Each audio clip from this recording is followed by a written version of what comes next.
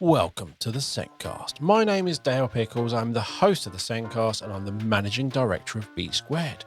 If you are a new listener, then welcome to the Sendcast. The aim of the podcast is really simple. We want to reach lots and lots of people and help everyone learn, especially me, more about special educational needs and disability. In this episode, we're discussing 10 myths, and probably more, about dyslexia. And my guest is Louise Selby, a dyslexia specialist. Louise was a specialist advisory teacher for Hertfordshire Local Authority for 11 years, and before this she was a primary school Senko. Louise now advises, supports and trains schools around dyslexia, as well as assessing. The Sendcast is created and produced by us here at B Squared. We are the assessment people. We are here to show the small steps of progress for pupils with SEND, and we help schools to show this for a wide range of abilities and ages. If you are a primary school struggling to show progress or struggling to identify where a pupil isn't making progress, then we can help. But did you know you can use B Squared's assessment software for more than just pupils with SEND in your primary school?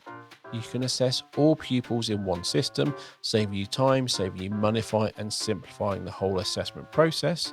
And with a big push towards inclusion going on at the moment, it's really inclusive. Visit the B Squared website or click on the meeting link in the show notes to book a meeting with me to take you through our assessment software and how it can help you. Now, let's get on with the podcast.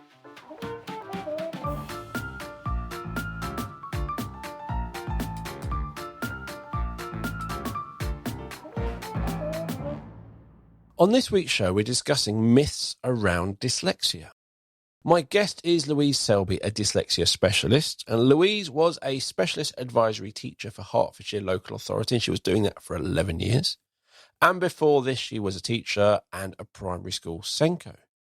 Louise now advises, supports and trains schools around dyslexia. She's also a dyslexia assessor, and she has also written a book on morphology and is currently writing more books around dyslexia. So a lot going on.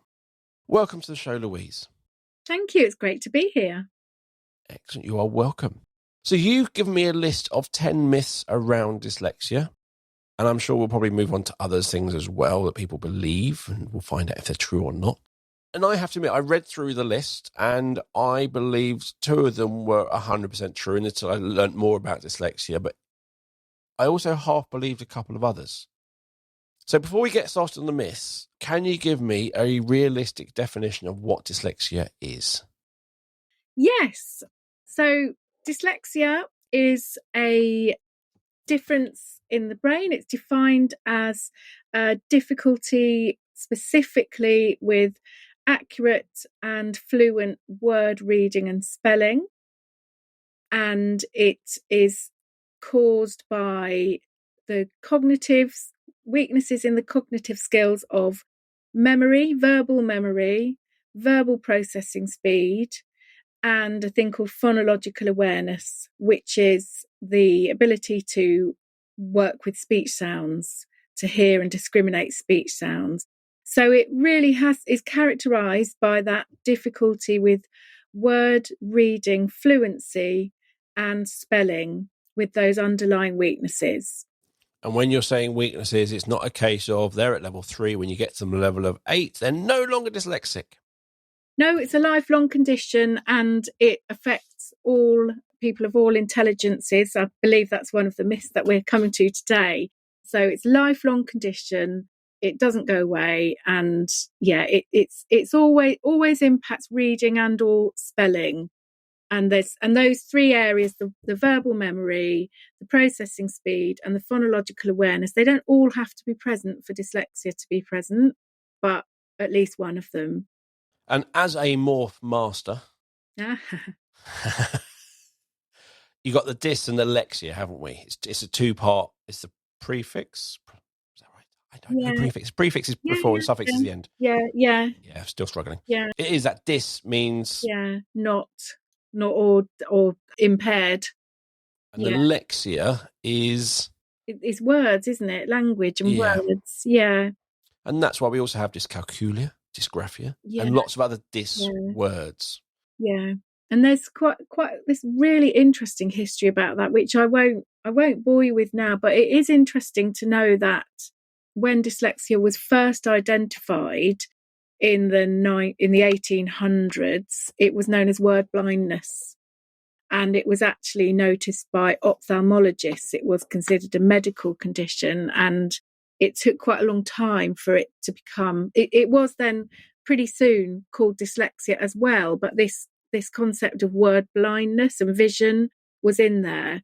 But now we don't talk about word blindness, we talk about dyslexia.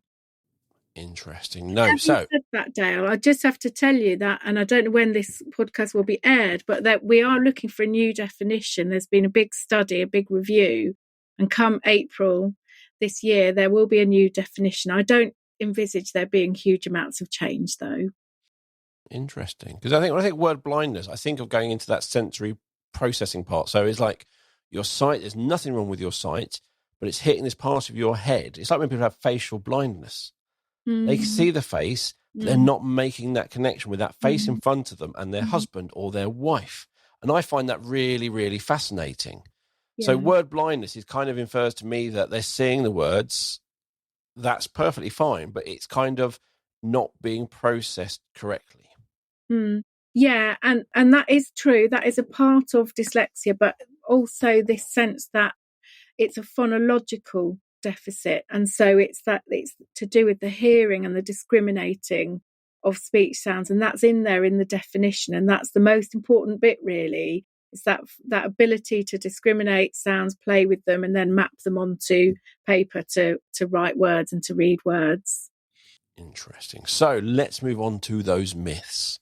So the first myth is dyslexics, and that is, again, I am dyslexic, not... Is it I am dyslexic, not I have dyslexia? Yeah, I understand that there's that both are acceptable. I understand some people prefer that person first. So I have dyslexia. Some people feel, no, this is really important. I am dyslexic. I'm not ashamed of it. So you can use either or. That wasn't even the first myth, but as soon as I saw the word dyslexic, I went, oh. So dyslexic see letters move on the page and the letters are reversed. Yeah, I wish that we'd stop hearing this and thinking this, because, okay, so some students do say that they see letters moving on the page. They say that they see rivers between letters, and this is a thing. This is a definite thing, but it's not dyslexia. This is diagnosed by an ophthalmologist, an optometrist, and it's known as visual stress convergence problems, tracking problems, and that's not dyslexia. And the reason why I just want to get this message across is I just have so many schools saying to me, oh, this child has dyslexia, I'm going to give them some overlays or because they've got dyslexia. And it's just not, that's not what dyslexia is. It's primarily a phonological deficit. It is true. There is a co-occurrence here. Often dyslexics do say that letters move around for them on the page, and they won't stay still, or they're blurry. But that is a visual thing. And, I don't have dyslexia, but my eyes don't work very well together. And I often see that. I often see that blurring on text. I struggle to read it. But I don't have dyslexia. That's my eyes. That's how my eyes are behaving.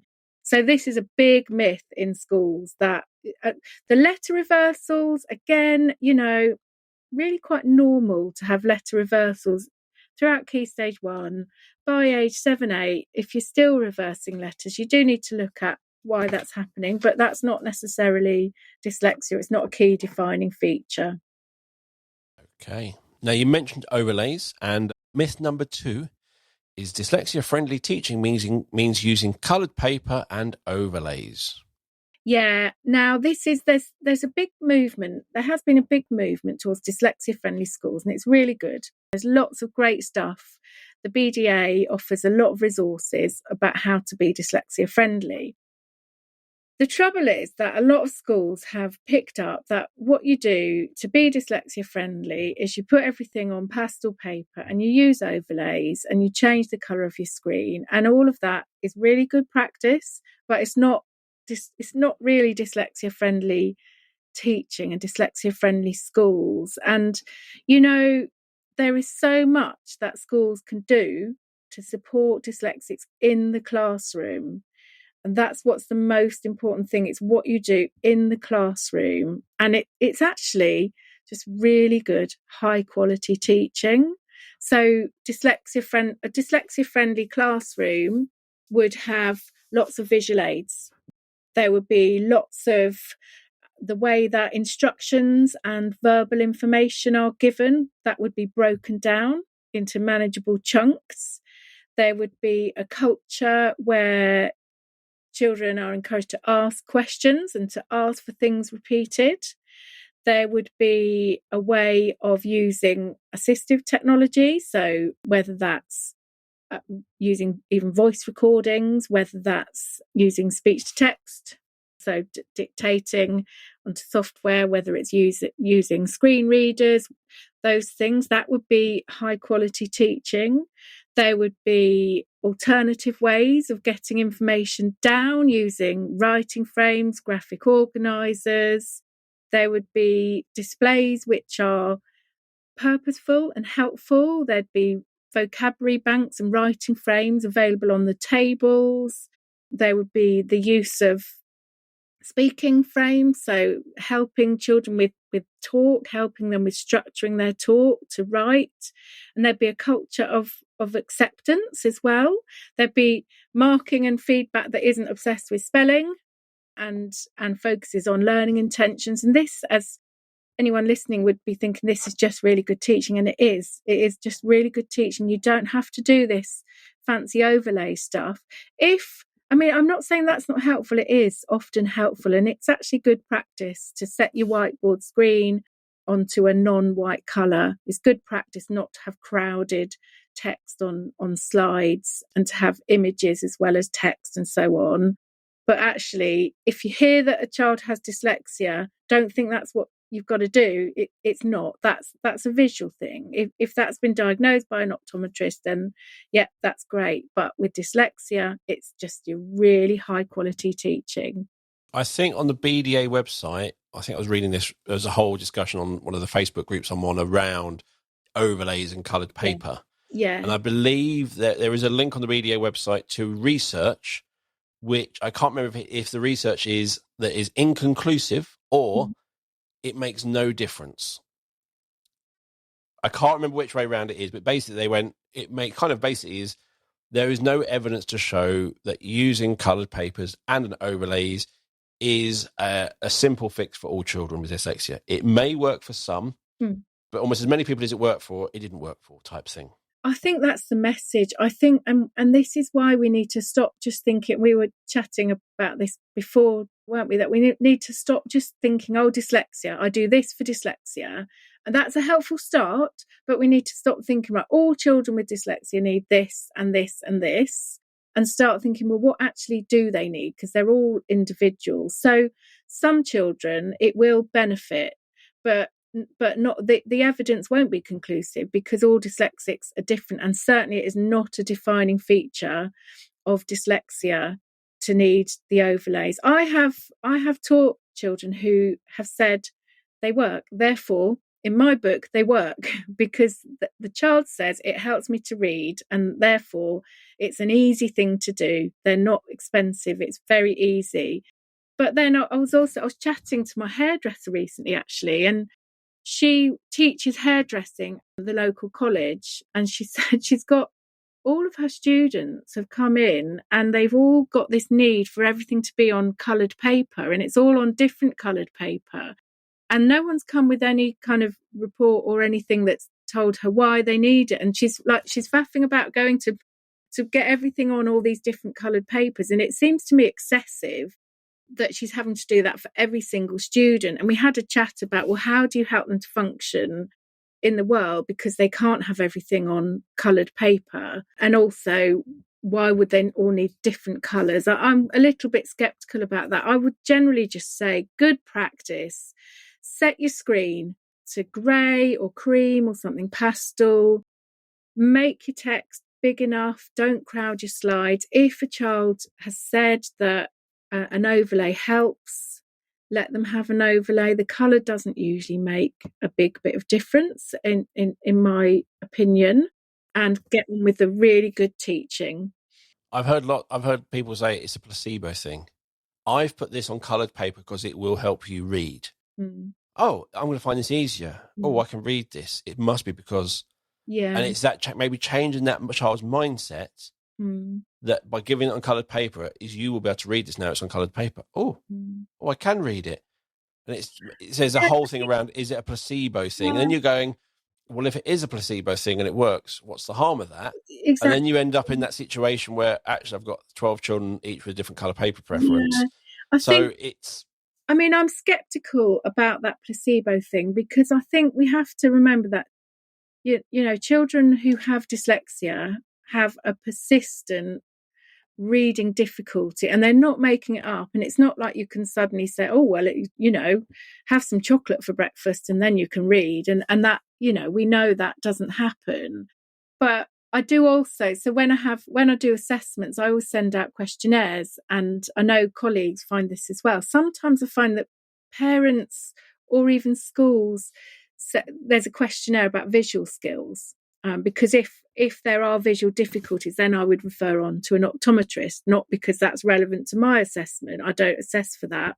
But sometimes they say, oh, yes, words move on the page and the letters do this and that. And then I see the child and there's no evidence of that at all. And they've said that because they think the child is dyslexic, and they're kind of thinking, well, it must do, because there's this misunderstanding still. It's not, you know, it's not willful, it's just misunderstanding. And the trouble is that sometimes it detracts from really good teaching and really good intervention, because we think, right, they're dyslexic, I'll give them an overlay, that's sorted, and that's not what they need. And it might be, you also, once you're told you can't do something, once everyone else is ahead and you know you're on the wrong colour scheme compared to everyone else, you get the emotions involved.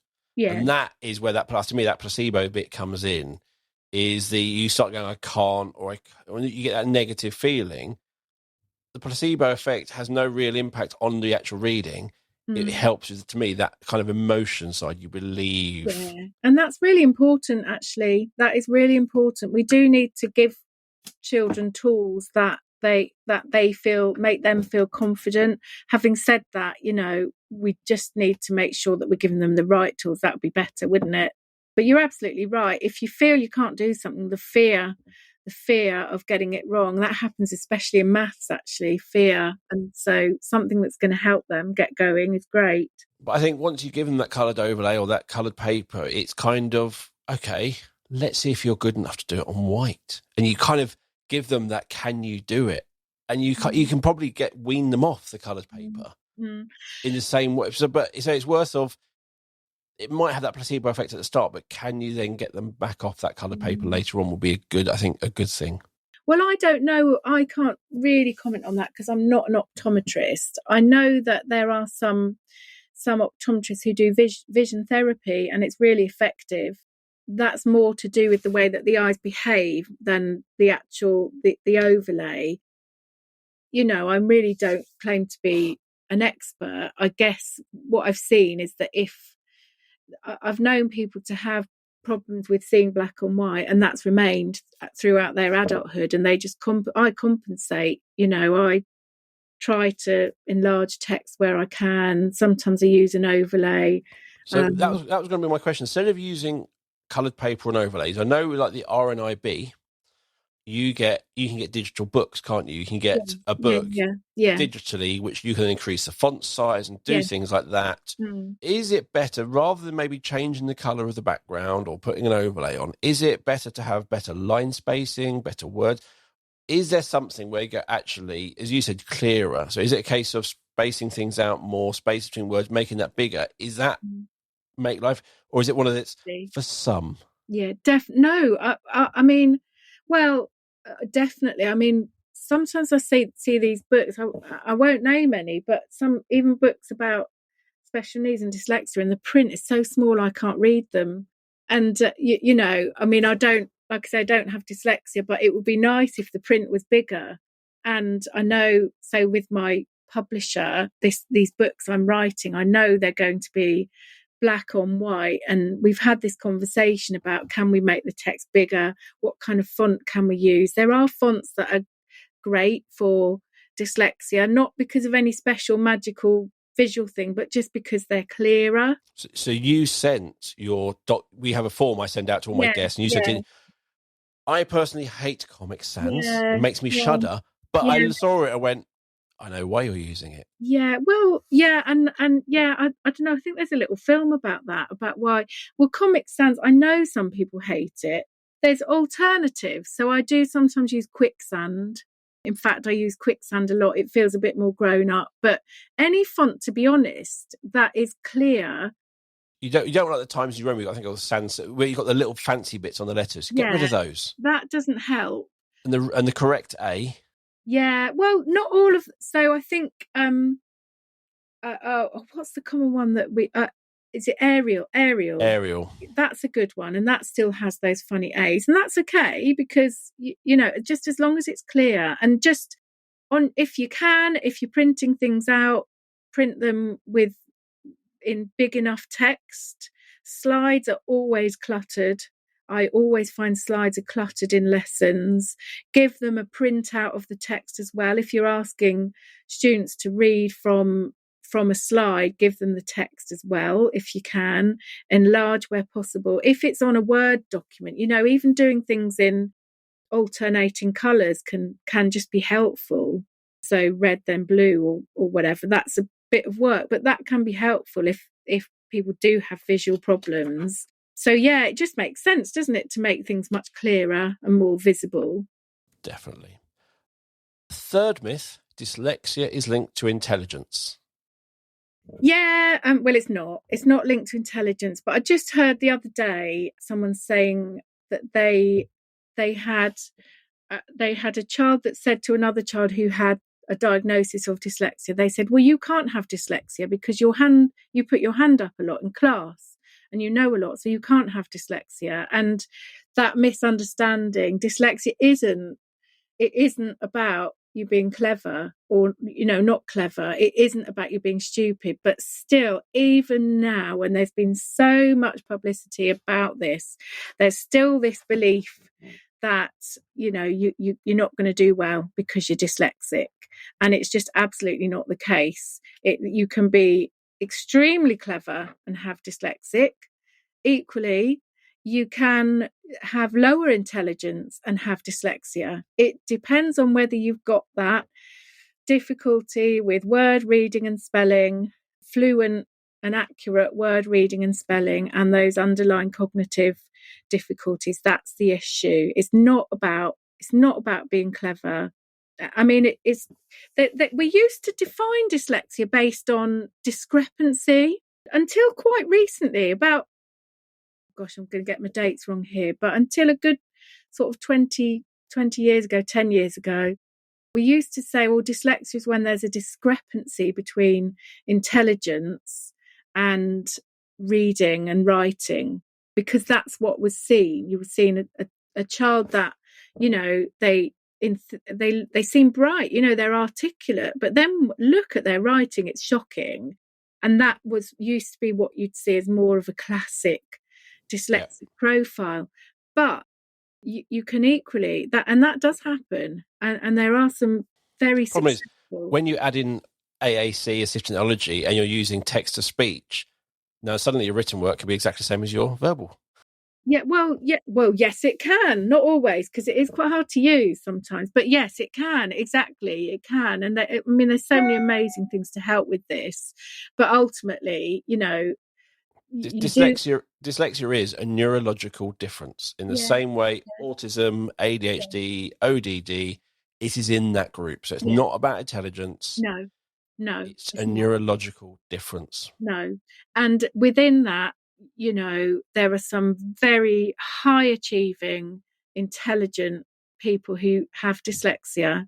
Equally, there are some people who just struggle with life and lower intelligence and have dyslexia as well. But certainly it's not linked to intelligence. It's a specific thing. So, good readers, myth number 4, good readers cannot have dyslexia. Yeah, this is where I think my work as an assessor has really helped me. And it's something that I think I'd like teachers to know and understand a bit more, because I think it would help them to identify dyslexia and dyslexic type profiles. So obviously we've talked about the definition, and we've said that it affects accurate and fluent word reading and spelling. So it is, there has to be some reading and spelling difficulties there for dyslexia to be present. However, I often see children and the teachers tell me, well, their reading is pretty good. It's fine. It's the writing, it's the spelling that's difficult. And what I find is that children aren't reading fluently. Sometimes, and when I do a dyslexia test, I'll do a whole range of reading tests to look at different types of reading. And often they can read. Sometimes they can understand remarkably well, considering what they can read. But there's always something there that if you look into the profile, there's always something that's weak. Equally, dyslexics can compensate, and they manage to do this quite well in reading, especially younger dyslexics. But their spelling might be an area of weakness, and this can happen too. And sometimes quite often I'll get children in maybe year 5, year 6, and there's not been any problem with reading, but I'll do a bit of testing and find, well, actually the reading isn't fluent, it's a real effort. And I'll predict that come year 7, year 8, when what they've got to read is much harder, they'll come unstuck. So it is a myth. It is a myth, because you can appear to be a good reader but have dyslexia. But it's not a myth in that there's always something there that shows you that it's present. And if we change good readers can't have dyslexia, if I turn around to like saying dyslexics cannot enjoy books, is if we think of books in your very typical way, they may struggle with the font, the text, and things like that. But if we now go onto a Kindle or the Kindle app on devices, where you can change the text size, the font, you can even put it on a background color. Yeah. Well, now we've made that book easy to access. But also Aaron Smith, who runs the Dyslexia show, he's dyslexic. Yeah, yet he had a Harry Potter themed wedding. And I went, in my head, I was literally going, didn't know that. Based on the films? No, the books. I'm going, but you're dyslexic. Have I just said that in my head? Yes, I did just say that in my head. He went, yeah, I listened to them. Yeah. So he watched the films, he listened to the books, and he said he got so much more out of those, and he can talk about all the books. So just because he's dyslexic doesn't mean he doesn't enjoy reading. No. He just does it in a different way. And to me, the whole thing about reading is having access to those texts in whatever form they come in, to give you that vocabulary, that storytelling, the different approaches is really important. So, don't just think of it can only be a book. There are other ways as well, which you can really remove some of those barriers. Yeah. And I remember, I think it was Helen Ross, and I know you've had her on the show. I remember her talking about, I'm sure she won't mind me saying this, she's obviously very intelligent, very accomplished. She's a doctor. She's a rocket scientist. She is, yeah. But I remember her saying something that really helped her with her, she's open about her dyslexia, something that really helped her was saying, well, actually, you don't have to read for enjoyment. That puts a lot of pressure on you, but you do have to read for learning and for function. She can learn a lot. It's functional. She doesn't, she's done some incredible research and she's writing a book. She wouldn't say, oh, I love reading, it's what I do in my spare time, but she gets a lot from that reading. And if we can get that across these, there's many very clever people who have dyslexia, just get across just how valuable reading is as well. And as you say, there's so many different ways you can access text now, isn't there, that make it easier. Definitely. Myth number 5. I said I'm doing this at the top of the pops here. If you knuckle down and just work a bit harder, it will go away. Yeah, so it won't, I mean, it won't, because it's a lifelong condition, and this is, I've had adults tell me this, that they hear this, and also students in secondary school. There's no such thing as dyslexia. You're just lazy. It's a lifelong condition. Having said that, there are lots of ways that you can find to get through life, different ways of learning, different study skills, avoiding all the spelling problems and the writing in prose, write with mind maps, write with concept maps instead. Learn how to study, learn how your brain works, and learn what you're good at. I remember talking to Jamie Wace, who's of Talamo, dyslexia screener, new screener using AI, and he said what really helped him, because he's dyslexic and very clever again, what helped him was realizing that what he wasn't good at, he didn't have to focus on. He can just focus on what he is good at. So, it's not going to go away. It is a lifelong, persistent condition, but there's lots of ways around it. And there is a thing called dyslexic masking. Yes. And Aaron was saying that he does that. Yeah. He kind of hides the bits he doesn't do, almost because, I don't know if it's ashamed or what, or he doesn't want to admit I can't do that. So he will just skim over things. And it's really interesting. And he was sort of saying, someone said to me, and like he said, he's never read the B squared logo. He just looks at the symbols on the end and knows those little squares. It means it's B squared. Yeah. And there's times where he doesn't actually have to read. He uses a visual cue and he knows everything he has. Yeah. There are times when you'll say something, he goes, I'll email you. Well, he probably won't. His assistant will email me. Yeah. Yeah. Well, great. So but it's things like that. And it's interesting how maybe the way you are maybe felt in school, the way you're treated and your expectations make you kind of tell those little white lies to come across in a perfectly normal way, that actually you have to do a lot of work to achieve that. And therefore people might go, oh, then they don't appear to be dyslexic anymore. It's like, well, they're very much dyslexic. However, they've got all these strategies in place to reduce the impact. And you know what? This masking, it makes me really sad, actually. I think it's a really sad part of our culture now that really needs to change, that people feel they have to mask, because, we talk about neurodiversity and we are all just different. And what I'm convinced helps all learners, but especially dyslexics, is understanding their learning, metacognition, talking about how we learn, talking about what works for us, talking about how our brain works.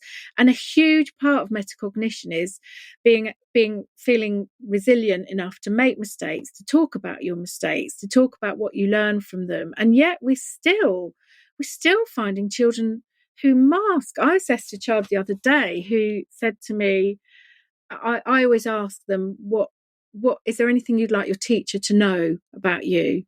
And he said, I'd like my teacher to know that when I get told off for not listening, I am listening, I just don't understand.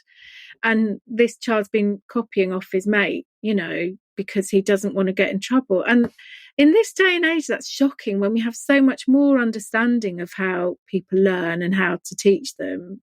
But yet you're right, people do mask. I'd love to think that it's compensating and that it's releasing, it's empowering. We're empowering the skills that we do have rather than masking, what we can't do. But sadly, that is the case in schools. It is. Myth number 6. Anyone who has the money to pay for a private assessment can get the label.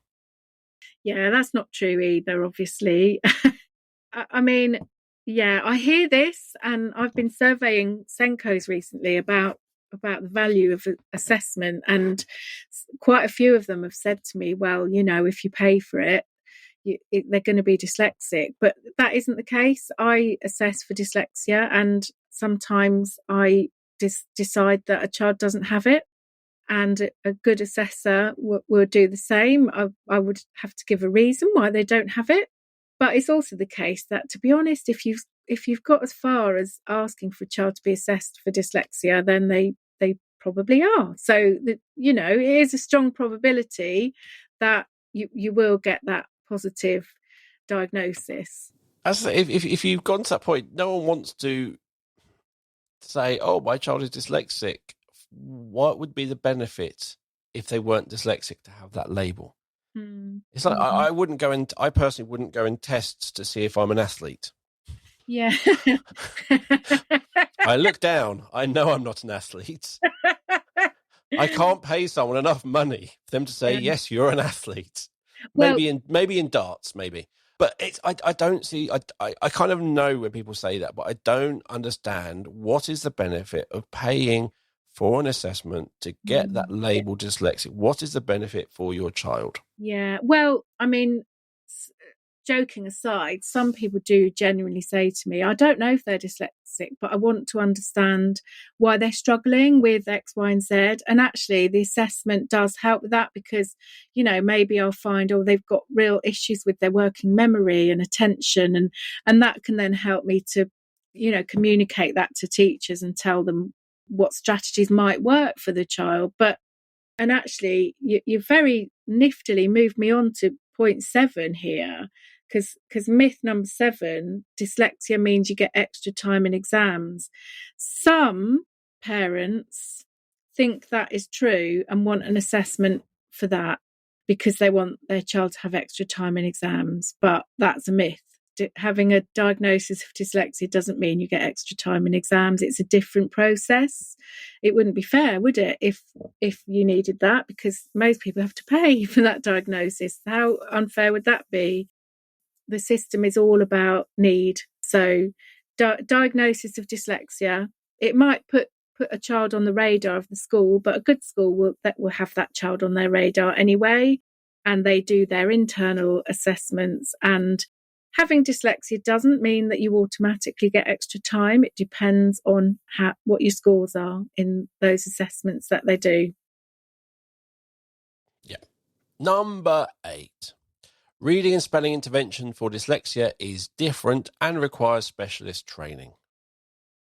Yeah, so I put that one in there because I still find a lot of educators who will say to me, well, I know what to do for reading and spelling difficulties, but this child's dyslexic, I haven't got a clue.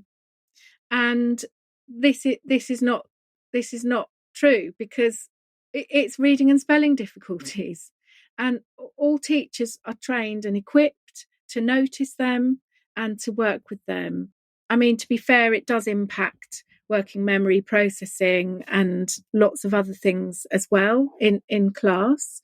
But certainly in your intervention, a really good intervention that supports reading and spelling, you're on to a winner. Okay. And I mean, I was doing some training in Morph Mastery last week, actually, and one of the teachers, she'd come along with her assessment. She'd assessed her children, and then we were going to do some planning. And she said to me, oh, I hadn't realised this is an intervention for dyslexics. I've assessed the wrong children. And I said, well, have they got reading and spelling problems? And she said, well, yeah. I said, well, no, you haven't. Let's do it the same way. And I think that there's a whole load of debate about dyslexia. You may have picked this up. There's a lot of debate across the country, and some people who believe it doesn't even exist, and others who see it as different to what it is. And that's why I feel that this myth busting is so important. But one of the big arguments is, well, why do we give intervention to this child because they've got dyslexia, and not to this child because they've just got reading and spelling difficulties? And well, the answer is we don't, and we shouldn't. We need to support the need. And it's not this special magic wand, dyslexia intervention, you need a specialist teacher.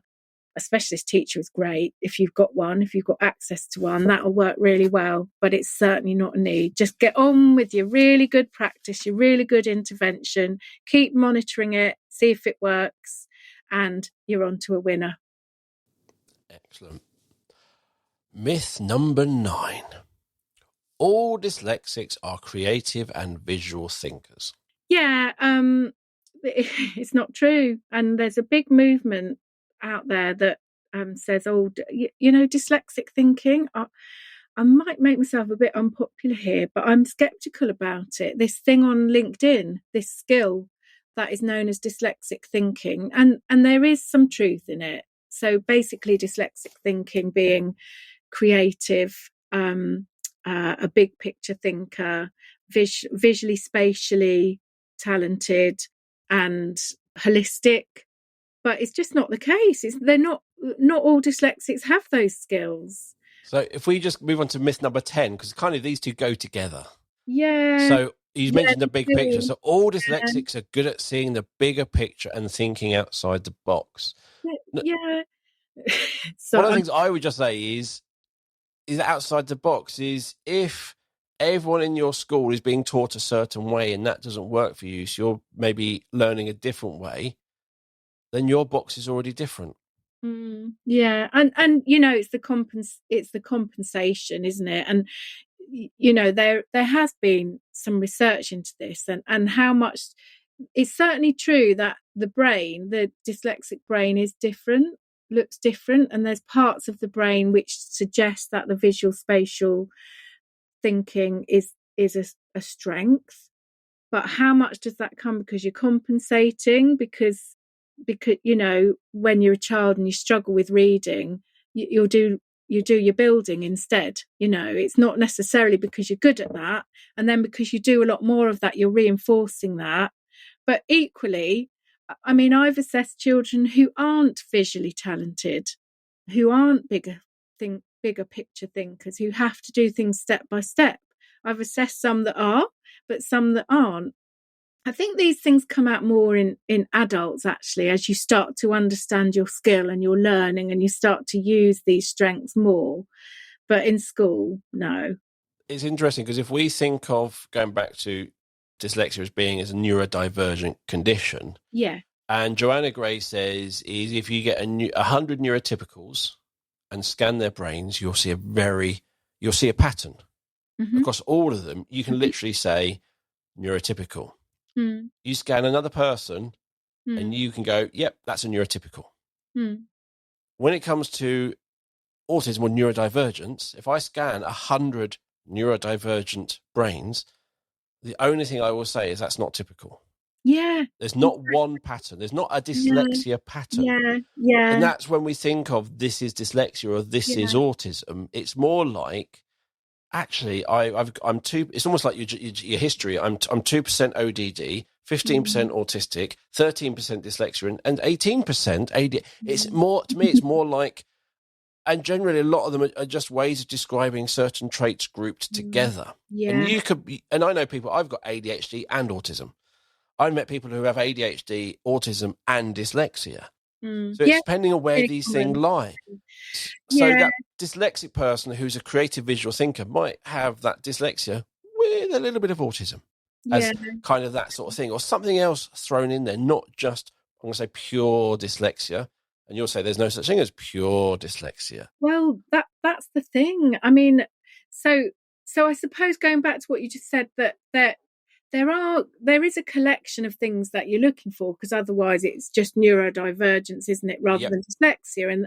And the brain, you know, I understand in dyslexic brain scanning, there's parts of the brain associated with language and words which are smaller. So there is that.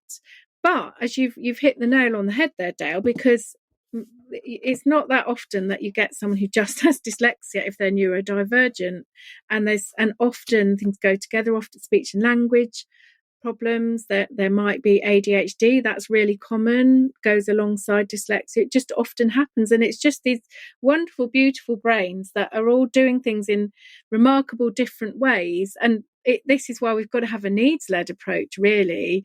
But my problem is if we make assumptions about this, you know, and I hear dyslexia as a gift. Well, apart from the rich and famous, I don't know many people who would say it's a gift. They might say they found these talents and skills, but they don't like the fact that they have to work 10 times as hard to remember things, maybe, or to read things. They're tired, you know, those things that, you know, highly functioning adults experience. So, you know, to put this emphasis on these skills, I think it actually takes away, particularly in school, these children who are really struggling and really need the support. And if we say, oh, well, they're a creative thinker, that's all lovely, it actually detracts from their need for intervention and their need to be taught how to read and write. So it is a bugbear of mine, and there's a whole movement. I mean, the other side of that is we do have to see strengths, and with any neurodivergence, we have to celebrate the strengths, and there are plenty of them. But ultimately, in school, they need to be supported. They need to have the good teaching that they need to learn to read and write, and that's the bottom line. Do you come across children where you identify them as dyslexia, you put all those strategies in place, you're doing all those things, and then kind of what happens is that dyslexia, I'm going to phrase this correctly, disappears as the main concern and something else appears. So we've got all these strategies in, but it's now not working. And literally, it's kind of like you've removed that first barrier, and now what's coming in is that ADHD. Because that's the thing is sometimes people say, I've heard parents say or teachers say, oh yeah, he got diagnosed with autism, so we need to put all this support. So now we've put the support in, his ADHD's really come through. Yeah. And I was wondering if you find that with dyslexia, or is dyslexia one of the ones which is identified first because it's a very clear definition, and maybe those bits come later? Yeah, I think that's a really good question, actually. And I mean, I think colleagues would have. I'd like to ask the forums about that. My experience and my belief really is that usually dyslexia comes later because it's associated with reading and spelling, and obviously that's not taught until school age, is it? And we wouldn't confirm that there's any. I personally don't diagnose until age 8.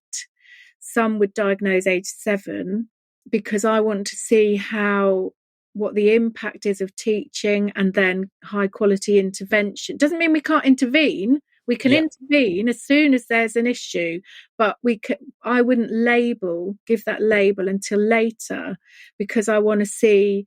And sometimes I assess children and, I think, well, actually, there's evidence of possible ADHD here, but at the moment it's not impacting the reading and spelling. And I can't really say that's dyslexia. I think that's possibly more of an ADHD thing. And I've talked to the parents about that. And I have done that. I said it's not dyslexia at this moment in time. It's not dyslexia, but I would be talking to a doctor about ADHD. If you think of autism and ADHD, and sometimes they are disruptive, or it's preventing them from getting on with their work.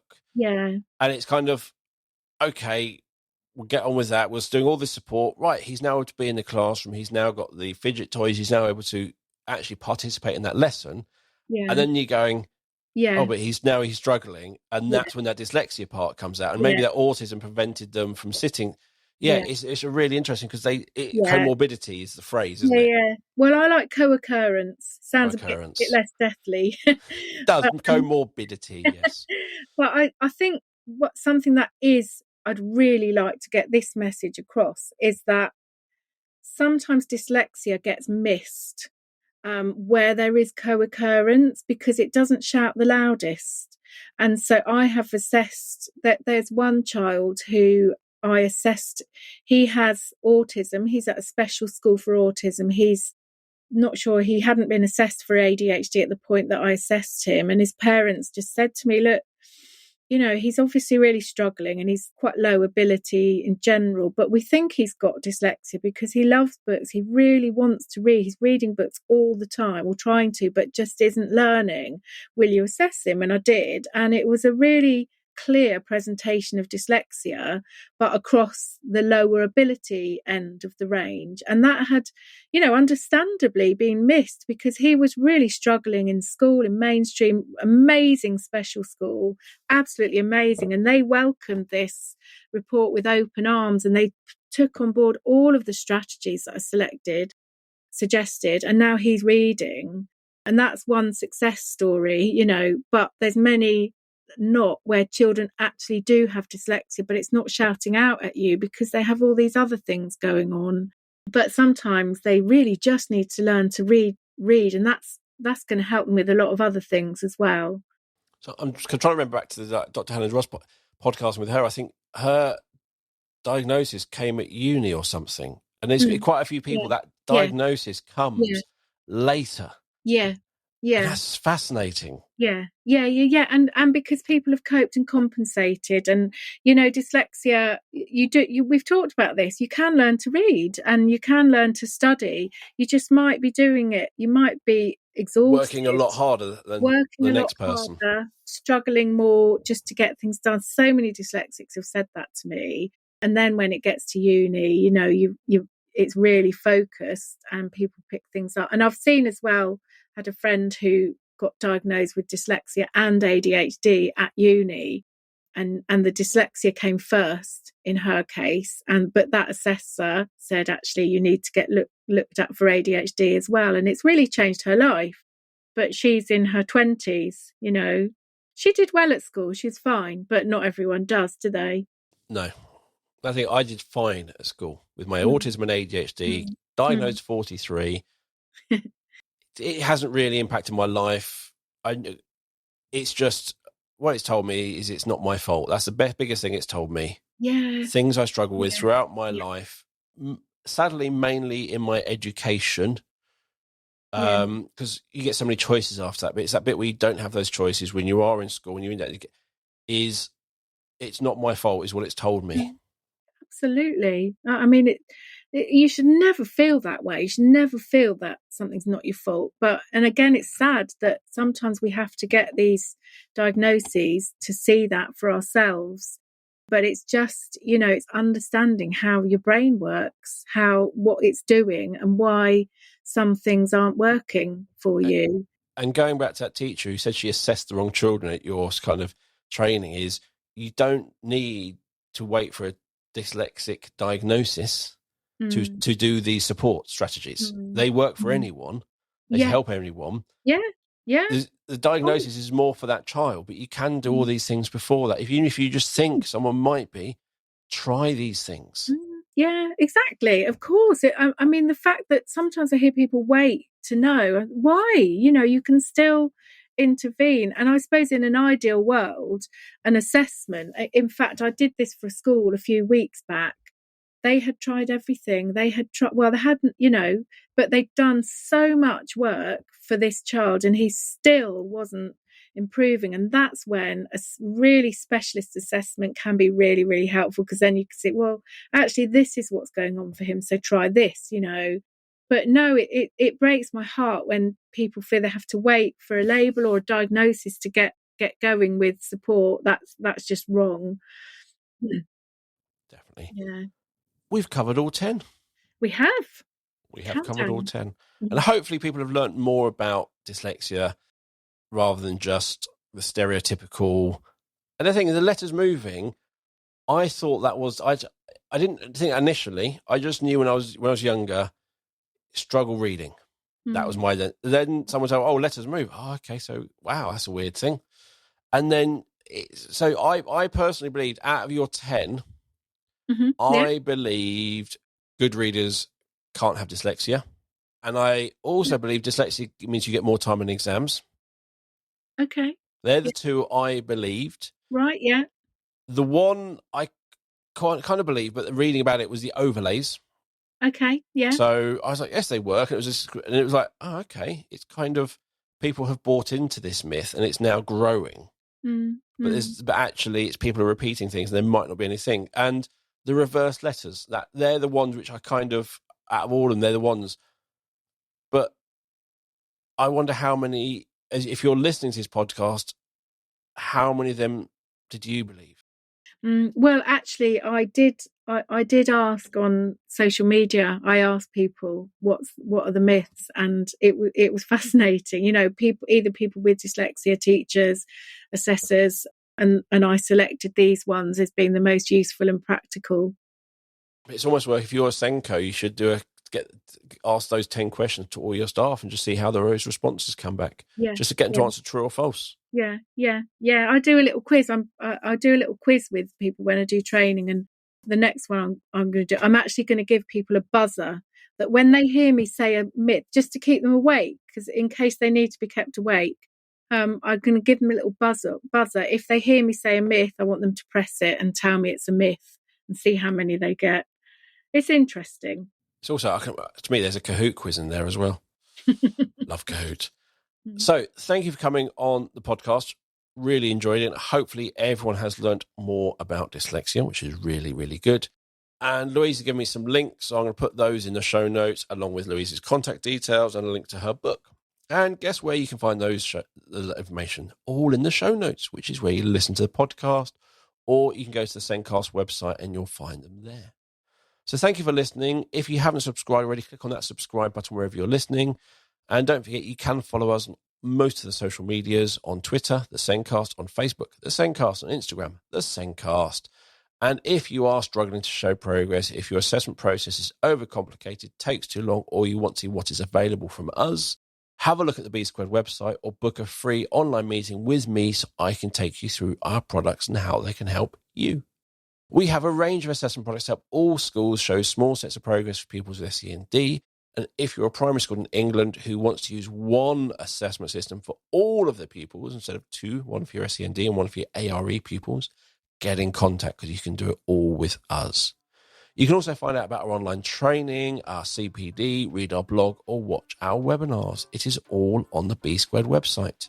And you will find a link to the website and to book a meeting with me in the show notes as well.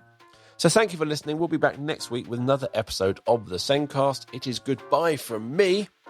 And goodbye from me. Bye, everyone.